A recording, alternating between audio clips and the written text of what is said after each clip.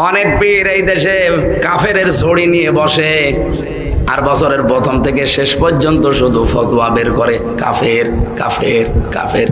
আমার মনে হয় কেউ আল্লাহ আল্লাহ জিকির করে আর ও জিকিরই করে কাফের কাফের। আমার দিয়ে আরম্ভ করেছে এবার, কয়েক বছর আগে মাওলানা মিজানুর রহমান আজহারিকে দিয়ে আরম্ভ করেছিল, ওটা এখন বাদ গেছে। এখন আমি আরম্ভ হয়েছি মুফতি আমির হামজা কাফের। আমার মনে হয় এই ছড়ি যে কত দূর যায় আল্লাহ জানে। বক্তা বলছে নবী অর্থ সাংবাদিক, কোথায় পাইছে? আল্লাহ তার হাবিবের সামনে কথা বলার ক্ষেত্রে কি রকম শব্দ চয়ন করতে হয় এই জ্ঞান যার নাই, ওই রকম নরধম জাহান্নামের কীট ওয়াচ করার যোগ্যতা রাখে না। আর যারা ভুল করার পর ভুল স্বীকার করে না, তওবা করতে চায় না, তারা ইবলিসের উত্তরসূরি। তোমরা যে তিন বক্তা আছো, এত তার সিরা বক্তা তো বাংলাদেশের ইতিহাসে কেউ পায় নাই। কিসের ওয়াজে বসে নগ্ন নায়িকাদের অ্যাডভার্টাইজ করে? আমার তো মনে হয় ফ্যান্সি ডিল খেলেও এত মাথা উলায় না। এটা হচ্ছে গাজার কুপ্রভাব। আমাদের দেশে দেখবেন কেউ যদি কোনো ভুল করে, ভুল করার পরে আবার তার পক্ষে সাফাই গাওয়া অন্য লোক আছে, দালাল আছে কিনা বলেন? আছে। এই দালালগুলোর কারণে সকল ডিপার্টমেন্ট অতিষ্ঠ। প্রত্যেকটা জায়গা দেখবেন এই দেশ শেষ হয়েছে একমাত্র দালাল মূলে। কথা বলেন ঠিক না বেঠিক? কি মূলে? দালাল মূলে। আর আমরা সুন্নিরা চলি দলিল মূলে। দলিল আর দালাল এক জিনিস না। আহলে বাইতের প্রেম লাগবে বাজি নাকি? আবার ওই মাথা পাতলার পক্ষে আবার কিছু মাথা পাতলারা দালালিও করে। আবার দালালও বাঁচাইবার লেগে কত যে ঘুরাইতেছে, ঘুরাইলে কাজ হইতে না বাবা, ধরা খাইয়া গেছে। আজকে যে সমালোচনাটা হচ্ছে, উনি নবীকে সাংবাদিক বলেছেন, এটা কি অন্যায় হয়ে গেছে? এটা অপ্রয়োজনীয় সমালোচনা। মনে রাখবেন, ভুল যেটা সেটাকে ভুল বলতে হবে, কিন্তু যেটা ভুল না এটাকে জোর করে ভুল বলে কারো গায়ে ছাপা দিলে অপবাদ হয়, এটা তার উপর অভিযোগ হবে মিথ্যা, এটা হয় কবিরা গুনাহ। নবী রাসূলগণ আল্লাহর পক্ষ থেকে আমাদের কাছে মেসেজ পৌঁছিয়েছেন। মেসেজ শব্দের বাংলা অর্থ কি? বার্তা। শিক্ষিত ভাইরা কথা বলতে হবে তো, জানেন তো, চুপ থাকেন না। মেসেজ মানে কি? বার্তা, সংবাদ। আল্লাহর পক্ষ থেকে নবীগণ আমাদেরকে বার্তা দিয়েছেন, সংবাদ দিয়েছেন। এই জন্য যারা বড় বড় নবী তাদেরকে বলা হয় রাসূল। রাসূল শব্দের অর্থ কি? দূত। রাসূল মানে কি? দূত। তারা আল্লাহর পক্ষ থেকে রিপ্রেজেন্টেটিভ, তারা আল্লাহর দূত, আল্লাহর প্রতিনিধি। এখন তাদের কাজ কি? তারা যে দুতিয়ালি করলো, তারা যে দূত, দূতের কাজ কি? রাষ্ট্রদূত এই শব্দটা কি শুনেছেন? মেসেঞ্জার। আমাদের দেশ থেকে তামাম পৃথিবীর বিভিন্ন দেশে সরকারের কিছু দূত থাকে, প্রতিনিধি থাকে, রিপ্রেজেন্টেটিভ থাকে, রাষ্ট্রদূত থাকে। ওরা এই রাষ্ট্রের পক্ষ থেকে প্রেসিডেন্ট, প্রধানমন্ত্রী, রাষ্ট্রওয়ালা, এমপি, মন্ত্রীরা যে সিদ্ধান্ত নেয়, এই সিদ্ধান্তটা পৃথিবীর অন্য দেশে এই প্রতিনিধির মাধ্যমে তারা পৌঁছায়, তারা কার্যকর করে।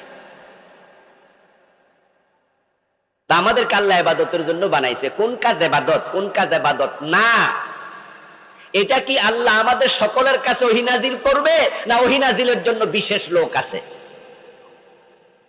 এখানে আমরা যারা আছি আমাদের কাছে কি ওহী আসছে? কিন্তু নবীদের কাছে আসছে কিনা? এই ওহী আসার কারণে তো নবীরা নবী। ওহী মানে সংবাদ, মেসেজ, ওহী মানে বার্তা। এখন নবীদের কাছে মেসেজ এসেছে, এই মেসেজটা নবীগণ ধরা খাইয়া গেছো। জাতীয় মিথ্যাবাদী হিসাবে জাতীয় চ্যানেলে এসে গেছো। তাহিরি বানাইয়া কথা বলে না, তাহিরি এত সহজে ধরে না। গায়েবীরা ঝগড়া করতে আসছে না, শালি বাবা, অমুক বাবা, তমুক বাবা কয়েকে অনর্থক ইন্ধন দিতে আমার ওয়াজের মধ্যে ভাইরাল হওয়ার জন্য। এই জন্য বাবা তোমার একটু ধরছি আর কি। আমি কাউরে এমনি ধরি না, আমার উপরে ঝগড়া করবা, আমি কারো ছাড়তাম না। হ্যাঁ, এটা আমার অভ্যাস। আমি গায়ে পেরে কারো সঙ্গে লাগি না, এটা আমার ডিকশনারিতে নাই। আমার উপর আইসা পড়বেন, আমি কাউকে ছাড়বো না।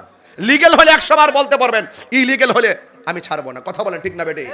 আজকে নবীরে তোমরা সাংবাদিক বলো, হাই রে বিয়াদব। হ্যাঁ, কত বড় বিয়াদব। এরা বহুত বছর আগেই বলছে নবীরে পিয়ন বলছে, নাউজুবিল্লাহ কন্যা। বহুত বছর আগে বলছে নেতা, বিশ্ব নবী। তুচ্ছ তাচ্ছিল্য করে আমাদের মতো ব্যবহার করে নবীজিকে। ওরা জানে না আমরা একজন আরেকজনের সঙ্গে যেভাবে ডাকাডাকি করি, কথা বলি, রাসূলুল্লাহর সঙ্গে এই ব্যবহার করা যাবে। আল্লাহর হুকুম মানতে হবে। কালকে দেখলাম এক মৌলবী ওয়াজের মধ্যে বলতেছে আওয়ামী লীগ আর বিএনপির কথা কোরআনে আছে।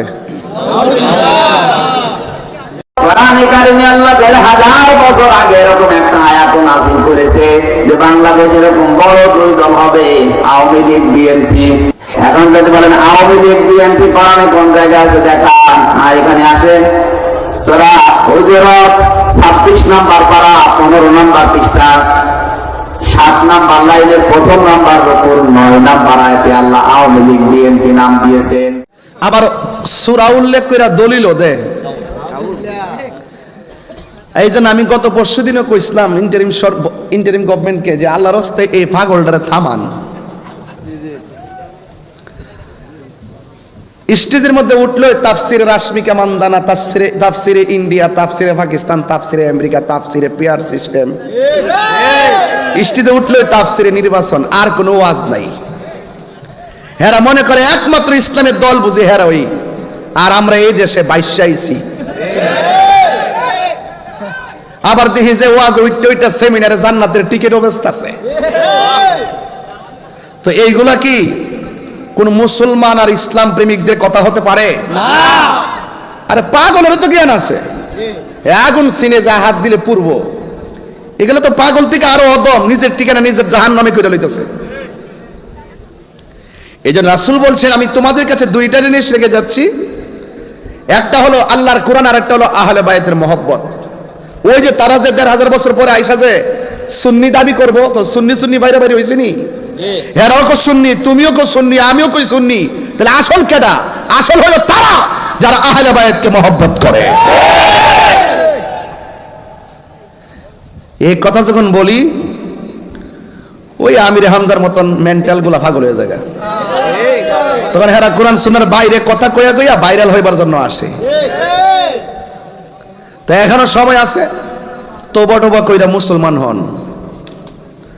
আর মাথায় যদি কোনো সমস্যা থাকে আমরা কাছে আহেন, জারফুক দিয়া দিব, ঠিক হয়ে যাবো। কথা কন ঠিক না বেঠিক?